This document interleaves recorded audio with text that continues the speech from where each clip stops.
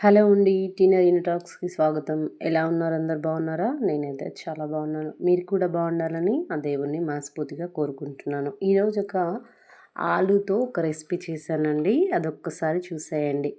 First మనం ఎలాగ చేస్తామో అలాగే, కానీ కొంచెం చిన్నది నేను యాడ్ చేశాను. దానివల్ల ఈ కర్రీ చాలా టేస్టీగా ఉంటుందండి.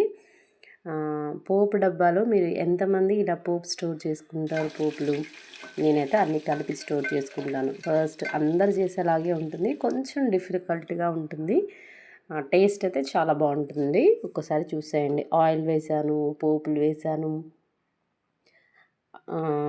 ఉల్లిగడ్డ వేసాను, ఇంకా పచ్చిమిర్చి వేసాను. ఇంకా తర్వాత ఆలుగడ్డలు మనం ముందే ఉడకపెట్టి పెట్టుకొని కట్ చేసి పెట్టుకోవాలి. ఆ పైన పీల్ తీసి కట్ చేసి పెట్టుకోవాలి. ఇంకా చూడండి, అది కలిపేసి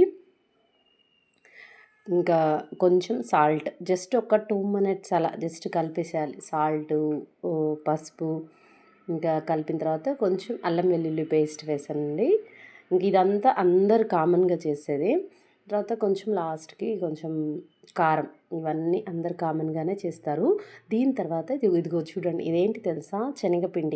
శనగపిండిలో ఒక పచ్చిమిర్చి ఉంటుంది కదా, అది కొంచెం ఇలా కలిపి పచ్చిమిర్చిని పిండి వాటర్లో కలిపి శనగపిండి ఇలా వేస్తే కూర చాలా టేస్టీగా ఉంటుంది.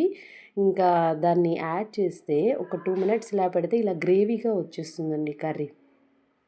ఎంత టేస్టీగా ఉంటుందంటే చాలా బాగుంటుంది. ఒక్క 1 మినిట్ ఉడకనిచ్చి దాని తర్వాత కొంచెం ధనియాల పౌడర్, కొంచెం కొబ్బరి పొడి, ఇవి 2 వేసి ఇంకొక 2 మినిట్స్ ఉడకరించాలండి. చూడండి, చూడడానికే బాగుంది కదా. ఇది చపాతీలోకి తినొచ్చు, అన్నంలోకి తినొచ్చు.